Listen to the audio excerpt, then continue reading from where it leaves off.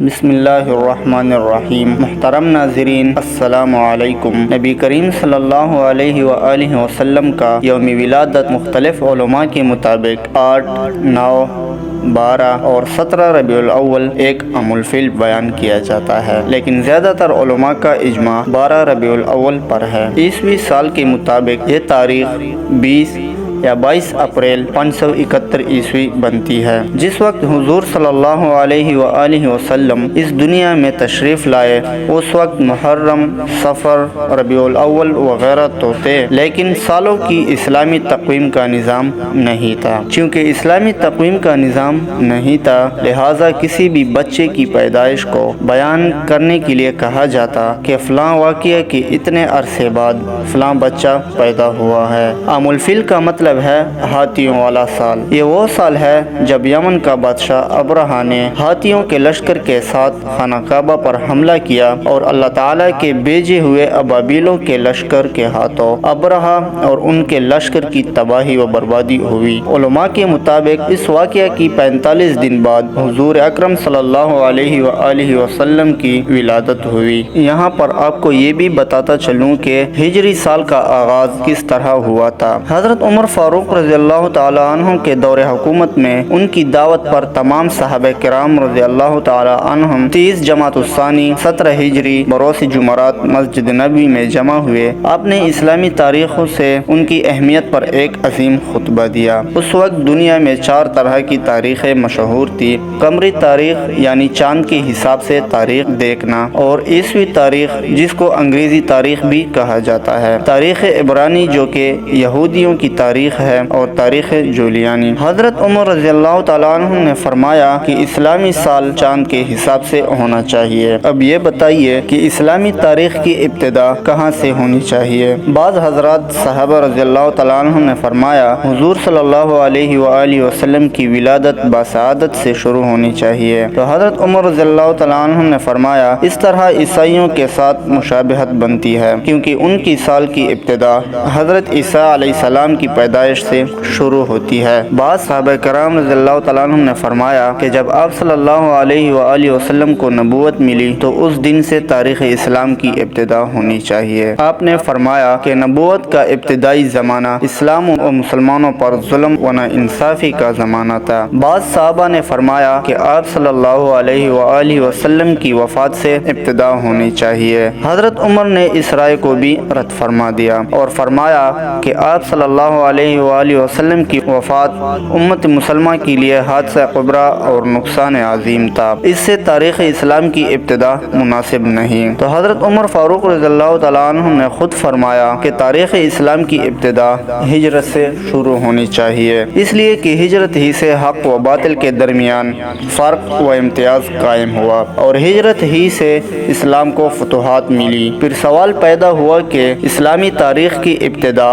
کس مہینے سے ہو؟ بعض نے کہا کہ رمضان سے اسلامی سال شروع ہونا چاہیے۔ حضرت عثمان غنی رضی اللہ تعالیٰ عنہ نے فرمایا کہ جس مہینے میں حضور صلی اللہ علیہ وآلہ وسلم نے ہجرت فرمائی اسی مہینہ سے اسلامی سال شروع ہونا چاہیے۔ حضور اکرم صلی اللہ علیہ وآلہ وسلم نے ربیع الاول کے مہینے میں ہجرت فرمائی، لیکن ہجرت کا ارادہ ماہ محرم ہی میں کر چکے تھے، اس لیے اسلامی تاریخ کے سال کی ابتدا محرم الحرام سے شروع ہونی چاہیے، لہذا اسلامی سال کی ابتدا محرم الحرام سے ہونا طے پا گیا۔ چنانچہ اس طرح اسلامی سال کو ہجری سال کا نام دیا گیا، اور اس کو اردو میں ہ سے اور انگلش میں AH سے ظاہر کیا جاتا ہے۔ حضور اکرم صلی اللہ علیہ وآلہ وسلم کے والد کا نام حضرت عبداللہ اور والدہ کا نام حضرت آمنہ بنت وہب تھا۔ حضور اکرم صلی اللہ علیہ وآلہ وسلم کی ولادت سے پہلے ہی آپ صلی اللہ علیہ وآلہ وسلم کے والد کا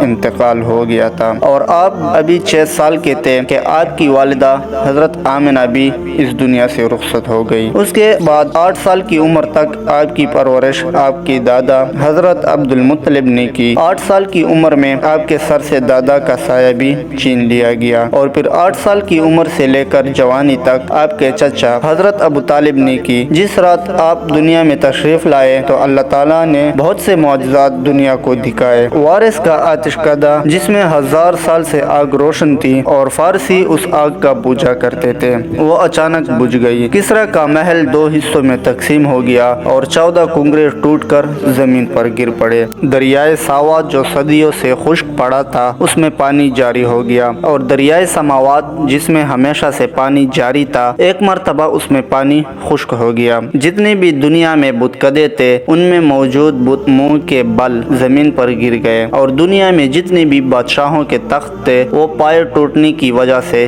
زمین پر آ کر گر گئے۔ جتنے بھی ساحر، جادوگر، کاہن اور منجم تھے ان کا علم جواب دے گیا تھا۔ زبان سے غیب کی خبریں بتانے والے ایک رات کے لیے گونگے ہو گئے تھے، خاص طور پر وہ کاہن جن کے ہمزاد آسمانوں سے ان کے لیے خبریں لاتے تھے، ان کی اور ان کے ہمزاد کے ملاقات کا سلسلہ ختم ہو گیا تھا۔ مکے کی سرزمین سے ایک ایسا نور ظاہر ہوا جس کی روشنی اتنی دور تک تھی کہ مکے کے لوگوں نے مکہ میں بیٹھ کر شام کے محلات کا اپنی آنکھوں سے جائزہ لیا، اور ساری رات ستارے اس کثرت کے ساتھ ٹوٹ کر گرے کہ لوگ پریشان ہو کر ایک دوسرے سے سوال کر رہے تھے کہ آج کی رات کیا واقعہ پیش آیا ہے۔ عمر بن امیہ جو ایک مشہور کاہن تھا، اس سے لوگوں نے پوچھا کہ یہ ستارے مسلسل کیوں ٹوٹ رہے ہیں۔ اس نے کہا کہ وہ مشہور ستارے جن کی مدد سے لوگ راستہ معلوم کرتے ہیں، گرمی اور سردی کے حالات پتہ چلتے ہیں، جا کر دیکھو، اگر وہ ستارے ٹوٹے ہیں تو سمجھ لینا کہ یہ رات اس کائنات کی آخری رات ہے، کیونکہ یہ قیامت کی نشانی ہے، اور اگر وہ ستارے اپنی جگہ پر باقی ہے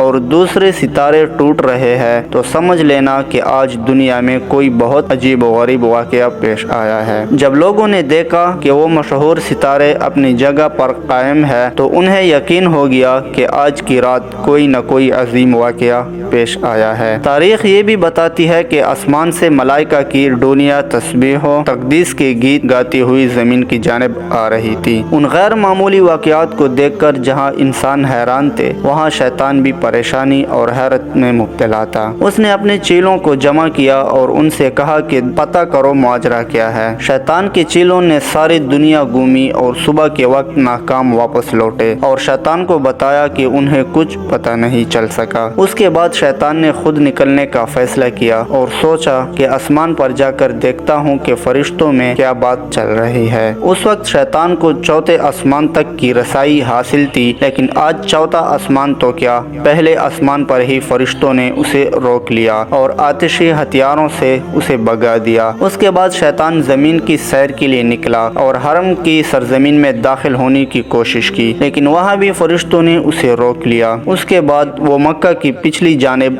جبل نور پر پہنچا جہاں غار حرا ہے اور جہاں حضور صلی اللہ علیہ وآلہ وسلم پر پہلی وحی نازل ہوئی تھی۔ وہاں اس نے اپنے آپ کو ایک چھوٹی سی چڑیا کے روپ میں تبدیل کیا اور پھر حرم میں داخل ہونے کی کوشش کی۔ اس مرتبہ حضرت جبرائیل علیہ السلام نے اسے پہچان لیا اور اسے وہاں سے بھگا دیا۔ شیطان نے حضرت جبرائیل علیہ السلام سے پوچھا، اے جبرائیل، آج کون سا ایسا واقعہ پیش آیا ہے کہ مجھے آسمانوں پر جانے سے بھی روک دیا گیا اور اب ایک چڑیا کے روپ میں بھی حرم میں داخل نہیں ہونے دیا؟ حضرت جبرائیل علیہ السلام نے فرمایا کہ آج انتہائی مقدس رات ہے، آج سرکار انبیاء حضرت محمد مصطفیٰ صلی اللہ علیہ وآلہ وسلم کی ولادت کی رات ہے، ان کی ولادت ہونے والی ہے، اس لیے تجھے اس مقام پر داخلے سے روک دیا گیا ہے۔ شیطان نے حضرت جبرائیل علیہ السلام سے پوچھا کہ اے جبرائیل، یہ تو بتا دو کہ اس پیدا ہونے والے بچے پر میرا کوئی بس چلے گا کہ نہیں، میں اسے بہکا سکوں گا کہ نہیں؟ حضرت جبرائیل علیہ السلام نے کہا کہ اس نور پر تمہارا کوئی بس نہیں چلے گا۔ پھر شیطان نے پوچھا کہ اے جبرائیل، کیا ان کا کلمہ پڑھنے والے میرے بہکاوے میں آ جائیں گے کہ نہیں؟ حضرت جبرائیل علیہ السلام نے کہا، اے شیطان، رسول تو رسول، ان کے کلمہ پڑھنے والے بھی تمہارے بس میں نہیں آئیں گے جب تک کہ اس کے دل میں اس دنیا کی محبت نہ پیدا ہو جائے۔ جب دنیا کی محبت پیدا ہو گئی تو شیطان اس کو اپنا غلام بنا لے گا۔ حضور اکرم صلی اللہ علیہ وآلہ وسلم کی والدہ جناب آمنہ کہتی ہے کہ دوران حمل مجھے کبھی کوئی کرانی یا تکلیف محسوس نہیں ہوئی اور نہ کبھی کوئی ایسا احساس ہوا جو پہلے بچے کی ولادت کے وقت عرب کی تمام عورتیں بیان کیا کرتی تھی۔ آپ فرماتی ہے کہ میں اور فاطمہ بنت اسد کمرے میں بیٹھی تھی کہ اچانک کمرے کی روشنی میں اضافہ ہونے لگا اور ایسا لگا کہ یہ کمرہ آنکھوں سے پوشیدہ ہوتا جا رہا ہے۔ جناب فاطمہ بنت بنت اسد یہ منظر دیکھ کر گھبرا گئی، اپنی جگہ سے اٹھ کے